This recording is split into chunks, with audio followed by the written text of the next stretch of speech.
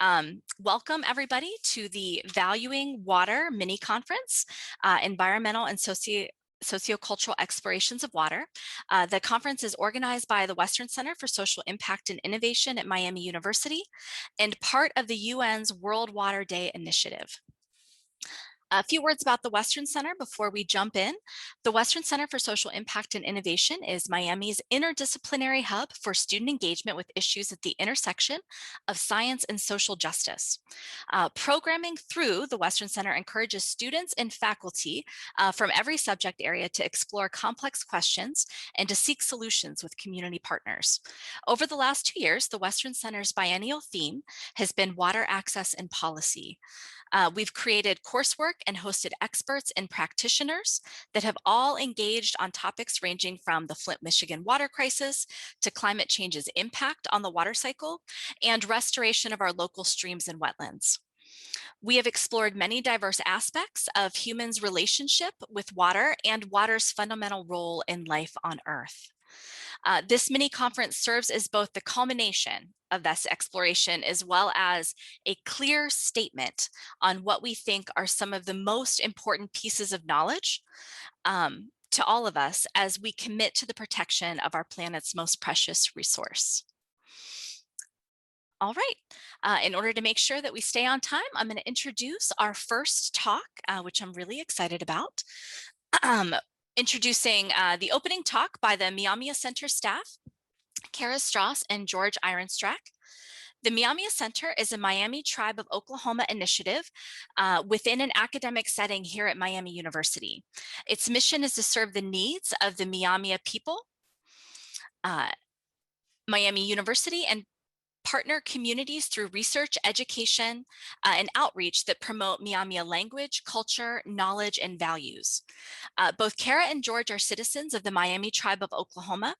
George is the assistant director of the Myaami Center and focuses his work primarily in the education office, where he works to expand educational opportunities for all Miami Indians to learn about the tribe's shared heritage as a people. He continues to research and write about Myaami history. Kara is the Myaami Center's Director of Miami Tribe Relations and works to support the success of Myaami students on campus as well as to foster the Myaami identities. Their talk today is titled Emerging from the Deep, Water in Myaami Stories of Life, Death, and Rebirth. They will introduce the audience to the Miami Indian homelands and weave together the narrative threads of continuance and loss while paying attention to the role of water in their history, their present, and in the narratives they craft about who they were and who they are. We will have time for questions and answers, and I ask that you use the Q&A function at the bottom of your Zoom screen to ask these questions at the end of the talk. If you are a student who will receive academic credit for your participation today, see the chat throughout the talk and there will be a link there for the digital sign-in sheet. There will also be a link for the adjacent registration of the Community Service Project that we are partnering with the Three Valley Conservation Trust as a cleanup of the Reuter Preserve on 4 Mile Creek here in Oxford, Ohio. Without further ado, I will hand it over to George and Kara.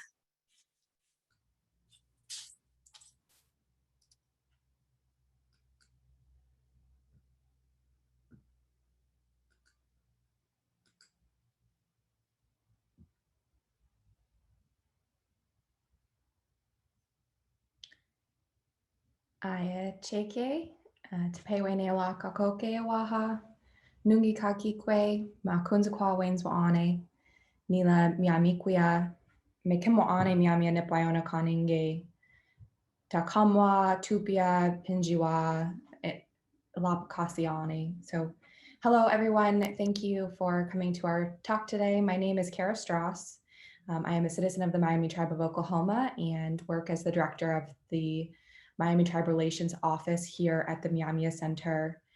I descend from Tacomwa, from the Richardville and LaFontaine families.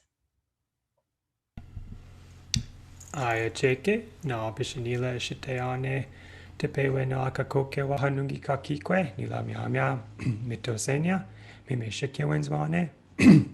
Excuse me, nehe Napishanila mihkimwane waha Myaami nipayuna kaninge. Takamwa pinjawa palanaswa saka chakwa ilapikasiane.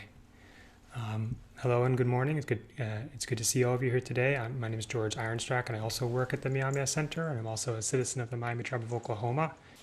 And I descend from Pinjiwa and Takamwa from the Richardville family, just like Kara, and from Saka, Chakwa, and Palanaswa from the Godfrey family.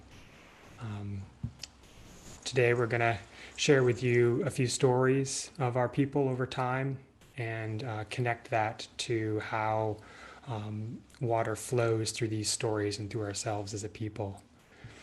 The title of our talk, Kinunongonje Saka Chawenge, talks about emerging from the deep water, which you'll see this theme over and over again in the stories that we talk about today. Next slide. And again, next slide, please. So I want to start by situating ourselves in Myaami and Myaami homelands. And for those of you who are here in Oxford, welcoming you to our homelands for today's conference. For those of you that are zooming in from afar, at least digitally welcoming you to our homelands. This is a shared landscape historically, and we consider it a shared landscape to this day with our relatives and other tribes, as you can see on this particular map. Today, it takes in the states of Indiana, Illinois, Western Ohio, Southern Wisconsin, and a slice of Southern Michigan. To place ourselves in the map, the blue dot below the Delaware, that's where approximately where Oxford, Ohio is in the Great Miami River Valley. The red oval is the heartland within our homelands, where the greatest concentration of our villages were located over time. This is our landscape, our homelands from time immemorial until 1795. Next slide, please. When we ceded a part of our homeland at our first official treaty with the United States, bringing to an end a decade and a half of warfare, the terms of that peace required us to cede the part of Ohio where Miami University sits today. And we'll come back to our history after that 1795 treaty, but we're going to switch gears to talking about our relationship with Miami University, which, as you can see, one of the threads here is connection through place. Yeah, so as George mentioned, we have several connections that led to the creation of a relationship between the Miami tribe and Miami University. Three of those include a shared name, which is, I think, the easiest to understand, Miami tribe and Miami University. The university was named for the Miami River Valley, but the River Valley was named for our people, so we certainly see that as a shared name. George just mentioned a shared place, Oxford being situated within our traditional homelands, and the third being a shared goal for education. This relationship started almost 50 years ago when the chief of the Miami tribe at that time, Chief Forrest Olds, who's on the left in this picture, he was in Cincinnati for a conference. He was there on tribe business, but he had always heard that there was this university that carried our tribal name, and he wanted to visit. And so he actually came unexpectedly. He just came to campus and found his way to the president's office. And unfortunately, the president at that time, President Schreiber, was out that day. But the vice president took him on a tour of campus, took him to meet some folks in the alumni office, and also took him to football practice. And he came back a couple of years later in 1974 and was able to meet with President Schreiber, whose academic focus was on Ohio history. And they really started what became individual relationships between folks at the tribe and people here at Miami University. It continued to grow over the next couple of decades, but really stayed in that place of individual people being connected to each other until in the late 80s, early 90s, the tribe started thinking about education moving out of just the Miami University context and thinking about how we could educate our own Myaami community as well. And so the Myaami Heritage Award started in 1991. That's when our first 3 Myaami students arrived here on campus. And since that time, it has grown significantly. Today, there are 30 students who are enrolled at Miami University, and we have 95 graduates of this program. And this has evolved over time, but today these students take part in a course series.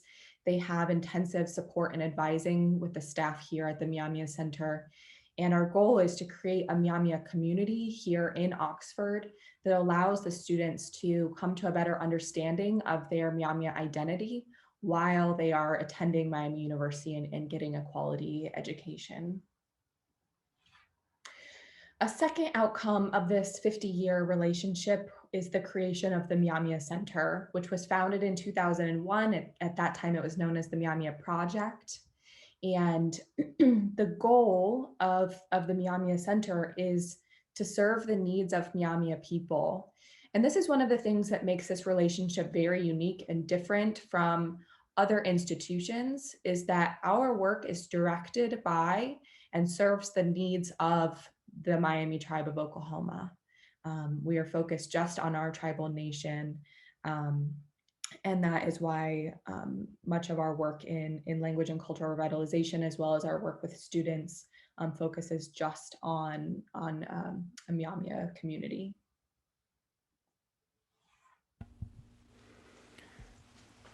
So today we're going to now portage our collective misule, our canoe, into the cultural waters of Myaami lived experience. And we're going to begin by casting ourselves back to a very old story that we share in common with a lot of other of our relative communities. It is considered an Alasukana, a winter story in our community, and we just have passed out of winter storytelling time, so we can't actually tell the story today, but we can talk briefly about it. And I want to begin with this quote. Wisaka has ascribed the fact of saving some of the animals through the general flood without vessel or raft. He saved the beaver, otter, turtle, which when laying on its back and kicking made the mountains. And this was recorded by a linguist, Albert Gadget, likely from the storyteller Tuahuacananga or George Finley. And the image on the left is by an Ojibwe artist, Rabbit Strickland, that depicts the flood story from the Ojibwe perspective. And their similar being Nanabuju, who we call Wisaka Chakwa in our language. We have 2 kinds of stories in our community, Achimuna, historical narratives, and as I already said, Alasukana, winter stories. And we're going to share a little bit about both kinds of stories in today's presentation. But I think as you can see in the image and get a sense from the story that there was a time when our homelands were covered in water, and Wisaka Chakwa, working together with his animal friends, relatives, restored the earth. And so our homelands emerged from the deep water. Kinunongonje, Saka Chawenge. So and this is our first touchstone, connecting back to our title. So this is a story that we've told a couple of times this winter as a community. And Kara, I'm interested to hear from you what you take away from this story when you hear it, when you think about it. Yeah, so something I would mention is also that we tend not to talk about the meaning of the stories necessarily. That's left to individual people who are hearing the stories. But there are a couple of really high level takeaways from this story that I think are obvious enough to anyone who hears this story to talk about today. One of which is the role of water in this story. And water is both the thing that causes the destruction of the earth, but also is imperative to the recreation of the earth. And so Wisaka Chakwa's connection to water in this story becomes very obvious. The second thing that I think about is just the many Wisaka Chakwa stories that we tell within our community and how much Wisaka Chakwas almost always connected to water. He is in and around water in the vast majority of our stories. And so that becomes imperative to these narratives that we tell.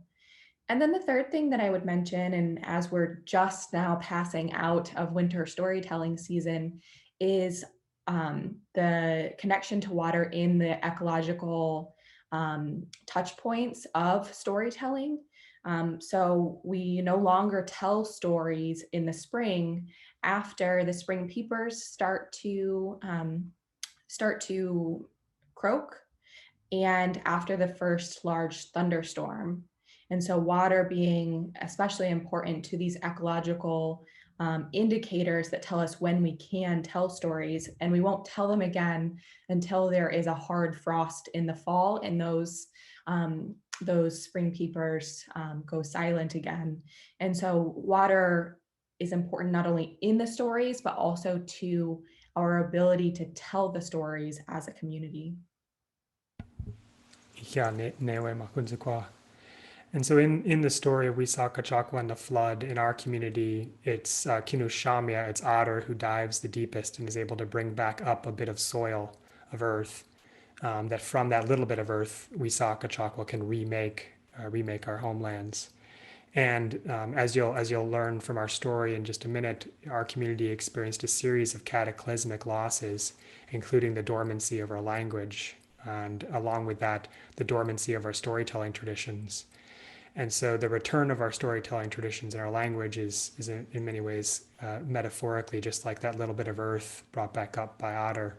And from that tiny little bit, we've spread a much bigger foundation again, a cultural foundation for us as a people, reconnecting ourselves to each other and to our homelands, and of course the water that flows through them.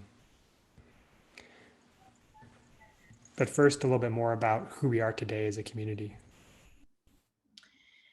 As a Myaami community, we are certainly connected to our homelands, and we've talked to you about our homelands in the lower Great Lakes. But today, we are a people who have connections to 3 different places, specifically 3 river valleys: the Wapashikisapiwe, or the Wabash River Valley in Indiana, the Wapangya Kamionge, the Lisin River Valley in Kansas, as well as Nujonge Sipionge, the Neosho River in Myaami, Oklahoma. We are also the people of our community, and today we are about 6,000 tribal citizens, but we live not just in those 3 places that I mentioned in Oklahoma and Kansas and Indiana, but in 49 states. So we are a community that's in diaspora, and that is a challenge for our community in many ways. Especially in our language and cultural revitalization work, which we'll talk a little bit more about as we move forward. We are also a sovereign nation, people who are able to govern ourselves. And this is a picture of our current business committee, which is made up of 5 elected officials: chief, second chief, secretary, treasurer, as well as first business council person and second council person. And finally, we are a people that are connected together by our language and culture. The language, as George mentioned, went silent, but we are working very hard to revitalize it and bring it back within our community.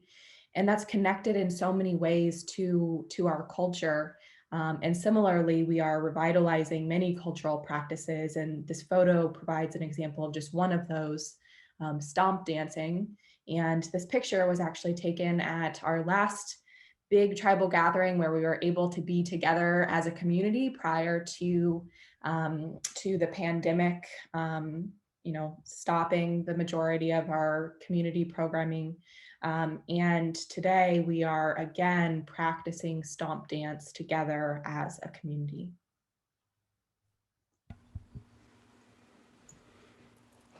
So really want to situate ourselves in the present, because oftentimes we're misunderstood only as a people of the past.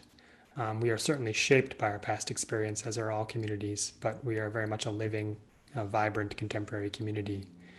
But now to take a step back in time again, we'll use this beautiful image of a story that we share that's an Achimune. It's an historical narrative, and it begins Mihtame Myaami Nipingon Jisa Kachawe Chike Ehon Jisa Kachawe Wache Sakiwe Onge Itaminge. And the first line is that at first the Myaami came out of the water, and the place where they came out, they formed a village, and that village is called Sakiwe Onge, or the coming out village. And so our very beginning as a distinct and different people, at the end of a journey where we don't actually have the story of the beginning of that journey, just the end, describes our community emerging from the water and struggling to climb up the bank and to form a new village in that place, which today is near South Bend, Indiana. That is how we arrived into the homelands that we showed you at the very beginning of this presentation. And as I said, we lived in that place from time immemorial until 1795 when we began to cede that land. And in the 50 years that followed the treaty that ceded the land where Myaami University sits today, our ancestors and the leaders of other tribes were under great oppressive circumstances forced to cede almost all of the rest of our territory. We have one outstanding land claim in Illinois, but other than that, all of our land was officially ceded at the treaty table, again under great duress.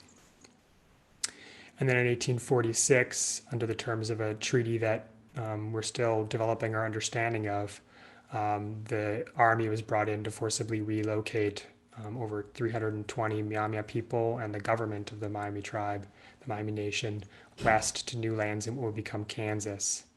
There were 150 people left behind in Indiana who were officially allowed to stay, but the government of the tribal nation itself moved to a new reservation in eastern Kansas. And then after the U.S. Civil War, that reservation was allotted and most of the land was lost, and the tribe was forcibly relocated again to Indian Territory, what is today Oklahoma. I just want to kind of connect this again to water, in that during the first forced removal in 1846, our people were taken out via canal systems, these large kind of open wounds dug into our homelands and filled with the water that would have normally gone into the rivers. And in that first removal, when our people were loaded onto 5 canal boats in Peru, Indiana, our people were actually taken out parallel to the Wapashikisipiwe, the Wabash River, but against the flow of the river, against the natural current of the river. And so the horrific abnormality of these canal systems remains with us today, both as a metaphor for our removal process and the damage it did, but also the physical reminder is still there in the landscape in many places, obvious, and in many places less obvious. Following forced removal and land loss, or paralleling it, was also the taking of our children from our homes into boarding schools and the initiation of forced assimilation. So a transition from extermination through warfare to extermination through cultural genocide. And our children were taken to places like Carlisle Indian School in Carlisle, Pennsylvania, or Haskell Indian School in Kansas. And in these places, they experienced physical changes, hairstyles, clothing, but I think more impactful for the long term for our community was the cultural changes, the shame impressed upon our youth for speaking their heritage languages and practicing their cultural lifeways, and the diminishment of the passing on of language and culture to the generations that came after them. So that by the 1960s, as we already mentioned, the last speakers of our language passed away, and our language entered a period of dormancy that endured until the 1990s, when we as a community began to revitalize again. In the same period of time, next slide please, Kara. In the same period of time where we're experiencing mass physical and cultural change, our landscape, our homelands are also experiencing massive change. So this is an image painted from recollections from the 1830s and 40s by George Winter of Myaami women doing laundry in the Wabash River. And you can see the outjutting of stone there. And there were lots of islands and other features in the river. But in his journals, George Winter, the painter, describes massive flooding already destroying many of the features along the Wabash River and other feeder streams due to clear cutting of the land and farming practices that were beginning to drain wetland features that used to contain water during rainfall. Next slide, please, Kara. And this pattern of flooding dramatically increased in the years that followed as wetlands were more mechanically drained through drainage tiles, et cetera. So that in 1913 we have one of the largest floods in Indiana history. This is a picture from Peru, Indiana, and the damage done by the manipulation of the way water moves through the land is really telling in this particular photo. The Wabash in the 1930 flood expanded to 7 miles wide at some points when its natural average width is 230 feet or so. So it's a pretty dramatic change. And to respond to these floods, increasing floods in the 20th century, the Army Corps of Engineers, the US government working together with the state, constructed numerous earthen dams to try and control water flow issues created by the patterns of colonization and settlement.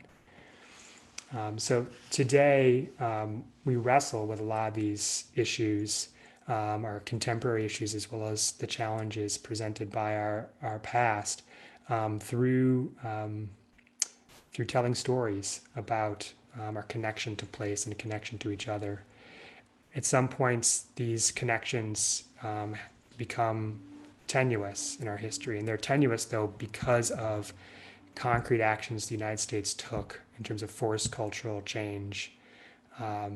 First attempting to destroy us through warfare, and then through forced cultural change, and then through massive alterations to our homelands, including, as I already said, altering the waterways and decimation of non-human life, both animals and forests. So I think we'll turn now to sharing a couple of stories with you, concrete stories, about how this has impacted us directly as a people. The first story that I'm going to tell you is another story of land loss and forced change, and we've talked to you a little bit about the land loss that came through the removal process and assimilation that happened through boarding schools. But one of the additional steps that was taken by the United States government was assimilation through the allotment process. And so once we made our way to Oklahoma after the second forced removals, we had a communal land that we shared with our relatives, the Peoria. But the United States government wanted to assimilate Native people. And one of the ways that they did that was by forcing them in through the allotment process. So here is a map, and you might see just this where it says Western Miami and Kaskaskia. We're going to zoom in on that area, and that's where our Miami allotments happened. And so this is a map that was created to show each individual person their allotment that was given to them. Usually individual families received about 200 acres of land. The idea was that Native people should take up a Protestant work ethic. They should live in nuclear families on their own family land, and that's how they should support one another. The colors point out familial connections, and if you're interested in more of this allotment history, the tribe has produced a book that talks about it that includes this map, and you can link to that on our Myaami Center webpage. But what I want to point out is that through this process, we no longer had communal lands, and the point was to assimilate Myaami people into the larger United States culture, and essentially to cause us to go extinct by making us no longer have a distinct culture. If we zoom back out to this larger map, you'll see that this process was taking place across Oklahoma and with many of our other our tribal neighbors in Indian country. And I want to focus on one outcome of this process. And if we zoom back in to that same place on the map, I actually want to look at the top right corner, which is Quapaw land, our near neighbors just to the northeast. And I hope that you're able to see that there are quite a few dots on this map. And each one of those dots represents a mine on the land. So what was found is that there were large lead and zinc deposits in the land, and that the United States government wanted to extract those, especially for things like bullets during both world wars. And so the United States actually facilitated leases for mines on Quapaw land, and this is happening in and around the same time as allotment. And so there are many stories about what's happening in these mines, and the link to Quapaw people, and especially the resources that they didn't receive from these leases. But what was happening is that the lead and zinc was not easily extractable. What you would do is have to take out ore, grind it up, and then extract those resources from that ground up ore. But what it left behind was chat and tailings, what was left over after that process took place. And if any of you have ever been to Oklahoma, you know that it's pretty flat. But if you look out across the landscape in and around Myaami, but largely across northeast Oklahoma, you'll see these large mounds that look like hills or almost mountains in some cases. And what that is that's the leftovers from that mining process, the chat that gets piled up on the landscape, and of course is full of lead and zinc that has caused many problems. Here's another photo just to give you perspective, because there are some people standing on this chat pile, so you can see just how big they are across the landscape. But according to the US Bureau of Mines, this mining field yielded 1.7 million tons of lead and 8.8 million tons of zinc, a payoff of over $202 million. Much of that happening, being taken out of this landscape by these mining companies. But after they leave, primarily after the Second World War, what happens? These mines fill up with water, which contaminates, of course, with the heavy metals that were left over from this process of mining, and that flows into the water systems. So here is a picture of Tar Creek, which some of you maybe have heard, because today it has become a Superfund site. So these mining companies leave, and who is responsible for the negative outcomes? It becomes the responsibility of US taxpayers, of all citizens, to now clean up this mess that was left behind by these mining companies on tribal land. And so I just want to talk a little bit about the outcomes of this process for Myaami people. Health, obviously, is one thing that we're always thinking about, and the contamination of the water has had a large impact on everyone in Northeast Oklahoma, as the water from Tar Creek runs into the Neosho River.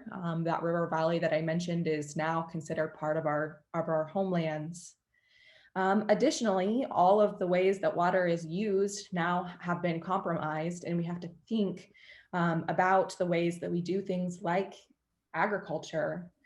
So this is a picture at one of our tribal allotment lands that we have now bought back and use in cultural programming. And you can see Daryl Baldwin there in the back teaching our youth about the process of harvesting different plants. But we have to be very concerned about where and how we do that harvesting because of the water contamination. And then lastly, we are working very hard to rebuild our tribal land base, buying back much of the land that was sold out of the community after the allotment process. Again, that's part of this history of trying to get rid of Myaami people to make them no longer distinct, and that didn't work. And as we try to rebuild our land base, that is increasing our ability to have this self-determination and have sovereignty over our people. But it is fraught because of this history of environmental degradation, especially because of the mining, the environmental impacts of the above ground chat, but also the water systems that flow through this land.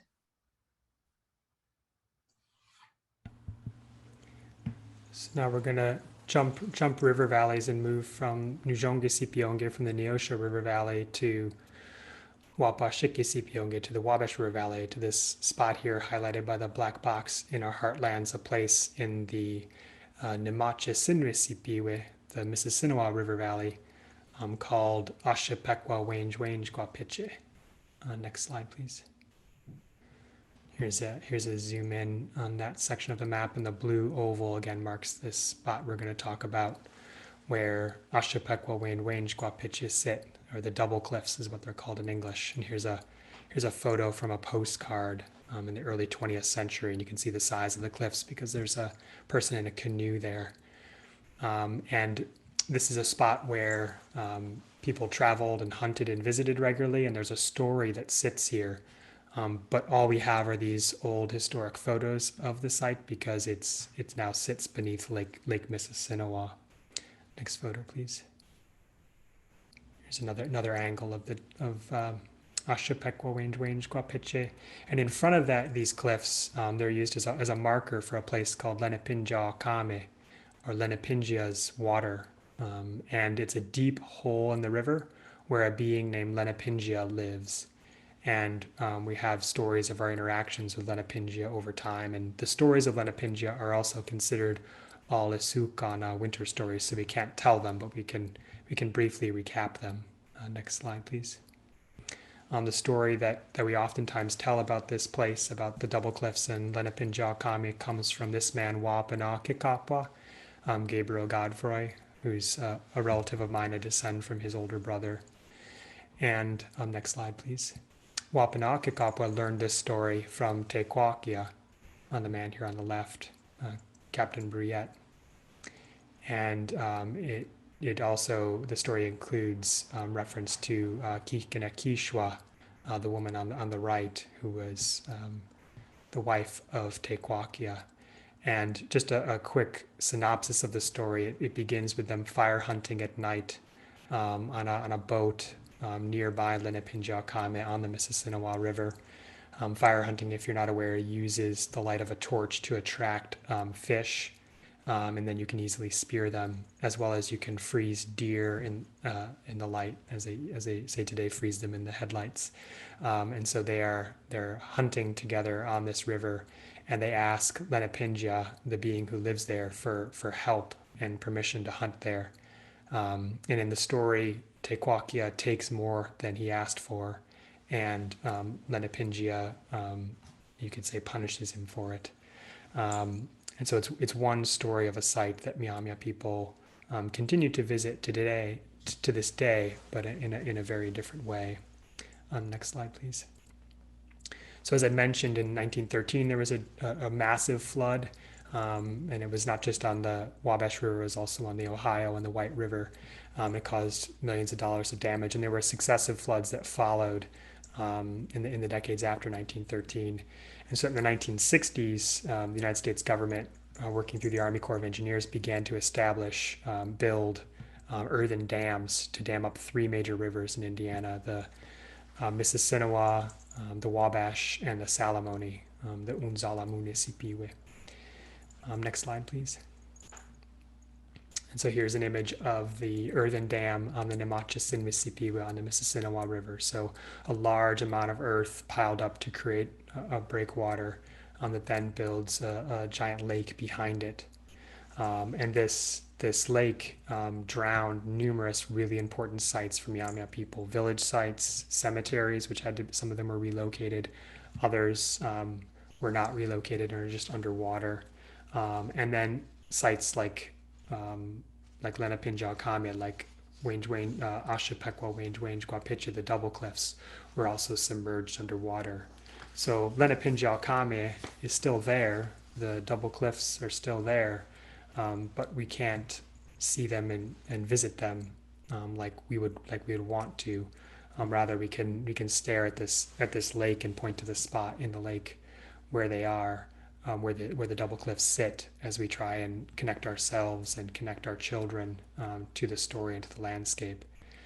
And this landscape change in the Nemachasin Mississippi in the Mississinawa River Valley, and its impact on Myaami sites, that same story is repeated over and over again across our homelands in Indiana, and as Kara uh, definitely told, in Oklahoma as well, where these massive changes to our land affect our already tenuous connections to each other and to our places in pretty dramatic ways. But still, we work to connect to each other and to these places. Next slide, please. So there is a bridge that crosses over the Mississinawa, very near where Ashapekwa Wange Guapicha sits. And so when we take trips through, as long as traffic is light, we'll stop on the bridge and overlook the site and talk about it. But we have to recognize that that's not the same as being in a canoe down there in the river in front of the cliffs and being able to put Sema into Lenapinjal Kame directly, as our ancestors did for generations. Next slide, please. But the other way that we actively reconnect is through telling all the sukana, through telling winter stories. And so here's an image of one of our storytellers, Chingria Jared Baldwin, recounting the story of Lenapinjal Kame from Tekwakia and Kikinakishwa. And he's telling it, as you can see, to a mixed audience of tribal youth, as well as adults, as well as guests from outside of our community. And so while it's a site we can't directly visit in the same way that Tekwakia and Kikinakishwa did, we still actively tell this story so that we can learn from their experiences, and we can be connected to the site indirectly through this story that is, I think, one of the favorites of our community to be recounted at winter storytelling gatherings.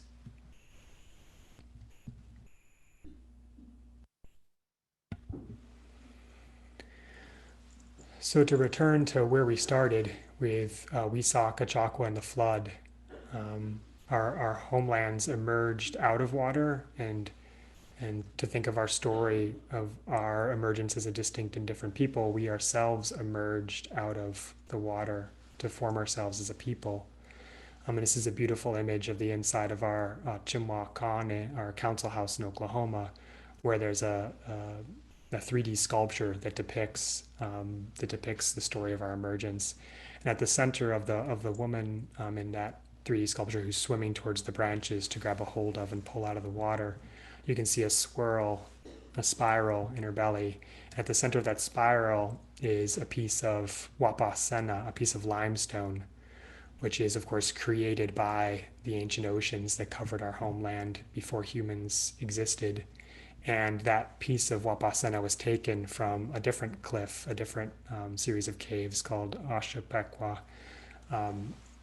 Wawaleche, or the Seven Pillars, and then shaped by one of our artists to go into that beaded swirl. So it's actually the work of, I think, 3 different artists in our community to produce this image.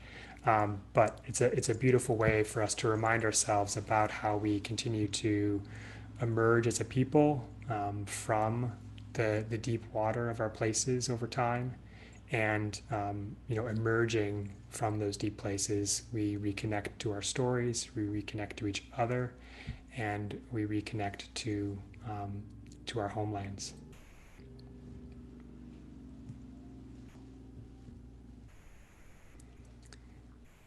Thank you so much, Kara and George. Are you finished or no? I'm sorry. I think Kara had one more thing, and then we're finished. Got Yes. The one last thing I want to connect back to is about these stories and again what we're able to learn from them. And in the stories we talk about individual people or individual characters in these stories and what they do, and the fact that there are consequences for their actions. And so we can think of them at that individual level. But what I want to connect to all of these stories that we've told is for many of them, what this is systematic misbehavior. It's not one individual doing something, it's the whole system. And in a lot of ways, that is what colonization is a systematic misbehavior. And that from a Myaami perspective, there are always consequences for misbehavior, and that these environmental impacts and the outcomes of these misbehaviors are the thing that we today as Myaami people are having to respond to both within our community as well as globally in the United States as well as internationally. So now we're done and would be happy to open it up to questions. Thank you both for that. That was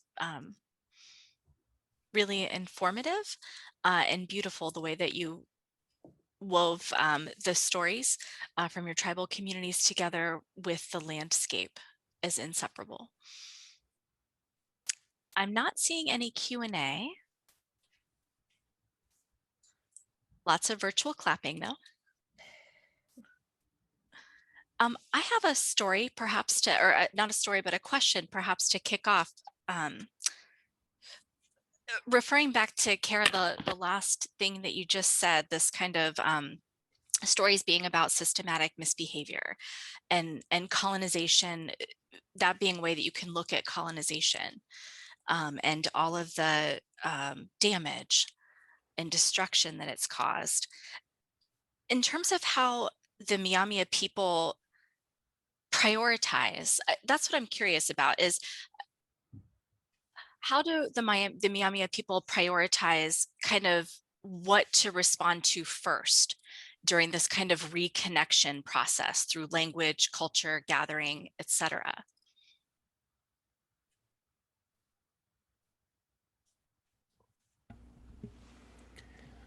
Well, I think looking at this recent history of language and cultural revitalization, I think we prioritized first our connection to each other through working together to revitalize our language and through that our culture. Because a part of this story that we didn't go into great depth on is that a result of allotments and the division of collective land was that within a generation we were basically landless as a people, and our population went into diaspora. So today, our 6,000 people live in 49 states, and that was the near final attempt to assimilate us to end our existence as a distinct and different people. And so to recover from that, the first step was to reconnect with each other. And language and cultural revitalization pulled the people back together. And then everything, you can't do anything else at all if you aren't increasing your unity as a people. And so I would say, in my experience, and again, this is recent history, but in my experience, that was the first priority, was reconnecting us to each other. And the only thing I would add to that is that much of our work just evolves slowly. You learn something new and that leads you in another direction. And that for much of this reconnection, it can't happen until we have been able to have the time to reconnect primarily through archival resources to our cultural knowledge. And so that's just a slow and ongoing process. And it's a lot of doors that then you have to open and walk through and kind of see what's on the other side. And then also it's left up in many ways to the community about what people are interested in, what they would like to learn, and then we kind of go down whichever path the community leads us. All right, thank you. We've got a few more questions rolling in, so I'll go in order. Um, uh, Donna McCollum asks, how do you think your efforts are going in terms of progress? I think by and large the community feels really good about our reconnection to each other, and our reconnection to our homelands, and in part, as Kara already mentioned, like the actual reacquisition of land. Um, in terms of the systemic issues that we talk about, that the altering of our landscape and the damaging of our landscape, like the Superfund site in Oklahoma, I think there is a sense of futility because millions of dollars have been spent to try and deal with that Superfund site, and nothing's really fundamentally changed. Um, but there is also sort of it is a strong cultural practice for us to recognize that we don't really control anything except for our own behavior. And so we're focused on making healthy decisions going forward as a community. And again, I think the community feels good about our direction. Okay, thank you. We have a question from Ayana White. Could you explain why the winter stories can only be told in winter? I understand that when they can be told is dictated by water, but why is that? That's a great question. So we have a story that says if you tell these stories out of season, if you tell them in the summertime, that the frogs will come and attack you at night. Um, so there's a one clear cultural consequence or taboo, but we also talk about that things have their proper season and their proper place, and so respect for the animals that are in the stories, is that you only tell them when the animals are largely quiet or absent, and so you show respect for the beings you share your homelands with by telling these stories only in the wintertime. And then there's the concrete reality that wintertime is oftentimes the most boring time of the year, when you're locked up in your houses together. And come summer, you're outside working every day, so you don't have the need for the entertainment because the stories first and foremost are usually funny. They're full of all kinds of humor, and so they're meant to entertain, in many ways, but teaching through the entertainment. All right. Nick Money asks, I find it interesting that the Myaami were forced to move from locations where water was abundant to very arid territory in Oklahoma. This quote adjustment must have been terrifically challenging, and is wondering if you could perhaps speak to that. Yeah, absolutely. So it's interesting. Kansas is sort of like a transition zone. The Wapangyakame, the Lazine River is fairly similar to the Wabash. Um, the ecological research we've done has just said this nearly the same species are there, but they're just diminished in size and population strength. But the landscape was watered enough for farming. But then the second forced removal to Oklahoma took us to a landscape that was not well watered and was not really good for farming, for agriculture at all, even though that's our practice as a people. So the lands that we live on now in northeast Oklahoma are mainly good for grazing, which is not a cultural practice that our people, previous to removal, really engaged heavily in.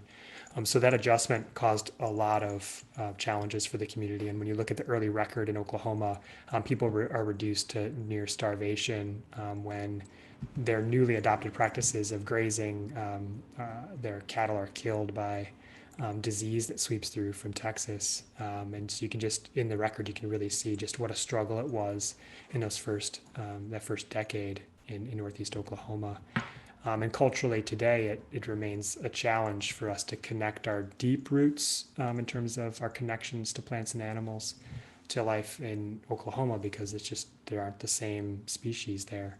But we've also developed new relationships with the new species of plants and animals that our people have encountered there. All right. We have a comment. Well, actually, we do have another question by Gina Mariani, who noticed that most people were referred to in your stories by two different names. She was curious about why that was.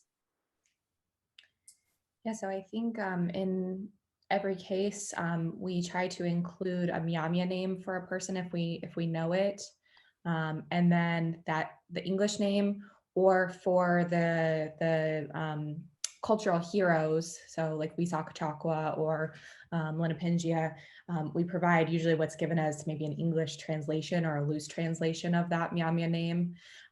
But largely within our work, our research at the Myaami Center, one of the things that we're trying to do is shift to a Myaami perspective of all of these stories.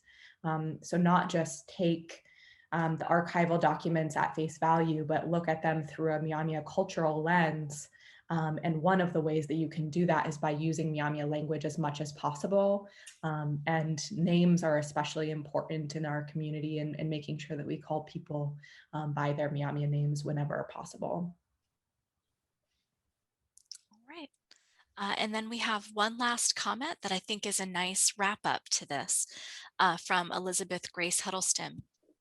Thank you for opening my eyes to the differences between landscape change via colonization and true environmental change. Oftentimes in geography, we discuss issues of flooding in terms of, quote, natural environmental processes, but many of the public works dams seem to be necessitated by the misbehavior of colonists and colonial interests. All right, we will wrap it up. Thank you so much to Kara and George from the Myaami Center. I'll post the link to the center in just a moment in the chat so that you have an opportunity to check out all of the amazing work going on there. And thank you both so much for sharing some of, being able to talk about some of the stories that are so critical to your work and the people.